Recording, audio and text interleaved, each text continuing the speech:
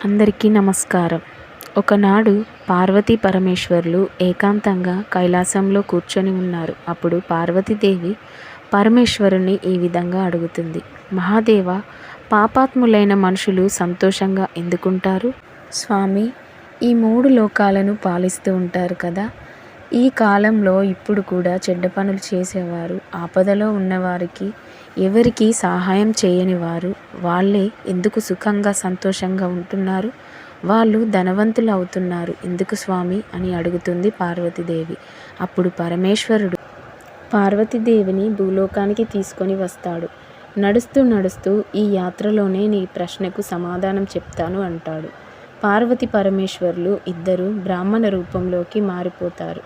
దారిలో ఒక వృక్షం కనిపిస్తుంది. ఇప్పుడు పార్వతి పరమేశ్వరులు అడవి మార్గంగా వెళ్తూ ఉంటారు. ఆ అడవిలో ఒక వృక్షం ఉంది. ఆ వృక్షం భూమి లోపటికి ఉంటుంది. పైన కొంచెం వాడిపోయిన ఆకులతో ఉంటుంది, మిగతాదంతా పడిపోయి ఉంటుంది. సాయంత్రం సమయం అది పరమేశ్వరుడికి పడిపోయిన వృక్షం కనిపించలేదు. పరమేశ్వరుడు చూసుకోకుండా ఆ వృక్షాన్ని పాదంతో తన్నడం వల్ల నేలపై కింద పడిపోతాడు. పాదానికి గట్టిగా దెబ్బ తగులుతుంది, రక్తం వస్తుంది. అప్పుడు అది చూసిన పార్వతీదేవి కంగారు పడుతుంది. చీర ముక్కను చించి రక్తం వచ్చే దగ్గర కడుతుంది. అప్పుడు పరమేశ్వరుడు ఆ వృక్షాన్ని ఏమీ అనకుండా, నువ్వు విశాలంగా ఈ అడవిలో పెద్ద చెట్టుగా ఎదగాలని ఆ చెట్టుతో అంటాడు. పార్వతీదేవికి ఏమీ అర్థం కాదు. ఆ చెట్టు వల్లనే కదా నువ్వు కింద పడ్డావు. ఈ వృక్షానికి ఎందుకు సహాయం చేస్తున్నాడు? ఈ చెట్టు పెద్దగా అవ్వమని చెప్తున్నారు. నీ మాయ ఏమిటి స్వామి, నాకు అర్థం కాలేదు అని అంటుంది. అప్పుడు పరమేశ్వరుడు, సమయం వచ్చినప్పుడు నీకు చెబుతాను. పార్వతీదేవి, ఇప్పుడు ఏమీ మాట్లాడకుండా కైలాసానికి వెళ్ళిపోదాం అని అంటాడు. పార్వతి పరమేశ్వరులు కైలాస పర్వతానికి వెళ్ళిపోతారు. కానీ పార్వతీదేవి భూలోకంలో జరిగిన సంఘటన గుర్తుకు వచ్చి, ఆ వృక్షాన్ని ఎందుకు పెద్ద వృక్షం కావాలని అన్నారు అని పరమేశ్వరుని అడుగుతుంది. ఈ ప్రపంచంలో మనుషులు పాపాత్ములైన మనుషులు, అహంకారమైన మనుషులు, దుష్ట స్వభావం మనుషులు, వీళ్ళంతా ఎందుకు సుఖ సంతోషాలతో జీవిస్తున్నారు?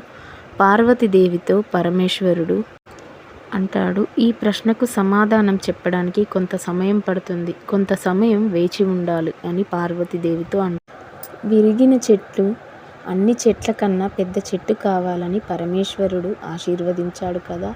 ఆ వృక్షం కొద్ది రోజుల్ని పెద్ద చెట్టు అయింది. అడవిలో చెట్లన్నీ చిన్నగా అయిపోయి అది పెద్దగా అయింది. మనుషులు ఎలా ఉన్నారంటే, తమ దుష్ట స్వభావం ఉన్నా వదలలేకపోతున్నారు, చెడు అలవాట్లను వదులుకోలేకపోతున్నారు.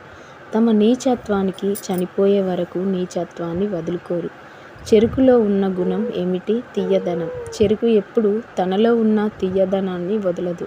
అలాగే మామిడి యొక్క లక్షణం పులుపు, అది కూడా ఎప్పుడూ వదలదు. అలాగే మనుషులు కూడా తమ అలవాట్లను వదలలేరు. ఈ విధంగా నీచ మనుషులు, చెడు పనులు చేసేవారు వారి స్వభావం, వారి కర్మలను వదలలేరు. అలాగే ఆ వృక్షం అంత విశాలమైనది, కానీ దాని స్వభావం అప్పుడు కూడా వదులుకోలేదు. ఏదైనా పక్షులు గూడు కట్టుకుంటే కట్టని ఇచ్చేది కాదు. పరమేశ్వరుడు 3 లోకాలకు దేవుడు అని చూస్తూనే ఉన్నాడు. వసంత ఋతువు వచ్చింది. కొత్త కొత్త చిగుర్లు వేసుకుంటూ చాలా పచ్చదనంతో నిండి ఉంది. అలాగే అహంకారం కూడా ఆకాశంలో పెరిగిపోతూ ఉంది. ఆ పూర్తి అడవిలో ఇంతకన్నా అందమైన వృక్షం ఇంకొకటి ఏదీ లేదు. ఎందుకంటే పరమేశ్వరుడు ఆ వృక్షానికి వరాన్ని ఇచ్చాడు. అందుకే ఆ చెట్టుకి అహంకారం ఆకాశమంత ఎత్తులో ఉంది. ఒకరోజు చాలా గట్టి తుఫాను వచ్చింది. అడవిలో ఉన్న మిగిలిన వృక్షాలన్నీ విరిగిపోవడం ప్రారంభమయ్యాయి. అదే అడవిలో పరమేశ్వరుడు వరమిచ్చిన వృక్షం కూడా ఉంది. అడవిలో అతిపెద్ద అయిన వృక్షం అదే. ఆ తుఫాను దాడికి తనను తాను రక్షించుకోలేకపోయింది. వేళ్లతో సహా కింద పడిపోయింది. ఆ వృక్షం తుఫాను ఆగిపోయింది. ఒకరోజు ఆ వృక్షంలో ఉన్న మార్గంలో పార్వతి పరమేశ్వరులు భూలోకానికి సంచారం చేయడానికి వస్తున్నారు.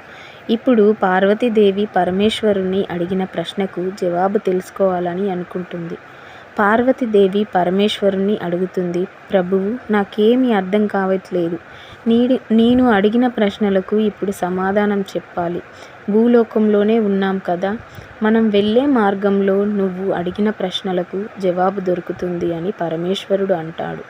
ఇంతకుముందు ఏ మార్గంలో అయితే ప్రయాణించారో అదే మార్గంలో వెళ్తుండగా పెద్ద వృక్షం విరిగి పడిపోయి ఉంటుంది. ఆ వృక్షం దగ్గరికి పార్వతి పరమేశ్వరులు వస్తారు.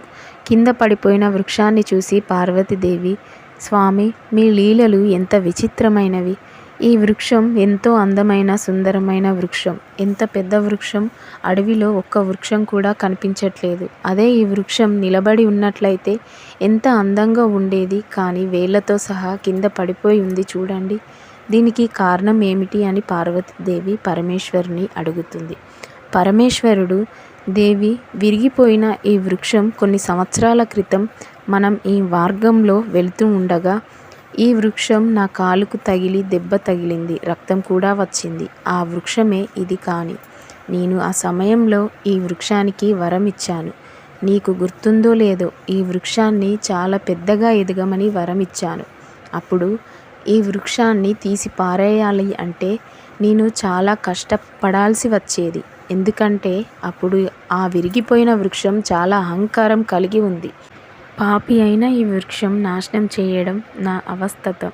అందువలన ఈ వృక్షానికి పెద్దగా అవ్వమని వరం ఇచ్చాను. దేవి, చూడు, ఈ వృక్షం ఎంత విశాలంగా అయింది. ఈ విరిగిపోయిన వృక్షం అడవిలో పెద్ద వృక్షంగా మారింది. కానీ అహంకారం అన్నిటికంటే పెద్ద వృక్షం అని అహంకారం పోలేదు.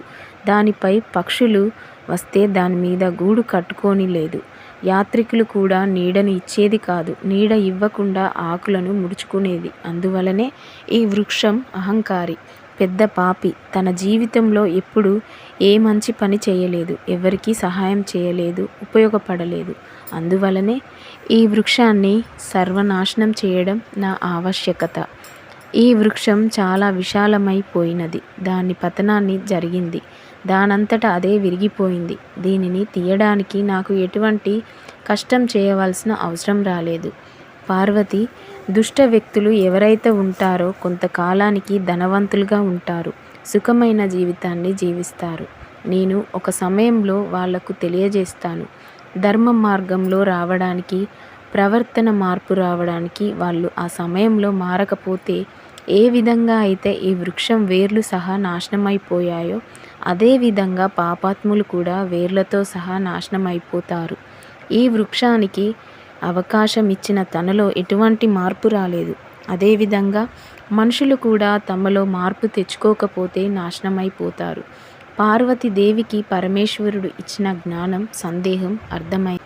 పార్వతీదేవి, నాదా, ఈ ముల్లోకాలకి నాథుడు. అప్పుడు మీరు ఇచ్చిన వరం నాకు అర్థం కాలేదు. మీ లీల నాకు అర్థం కాలేదు. మీరిచ్చిన వరంలో ఇంత అర్థం నాకు తెలియలేదు. అలాగే పాపాత్ములు కూడా తమ చేతుల్లోనే వినాశనం ఉంది.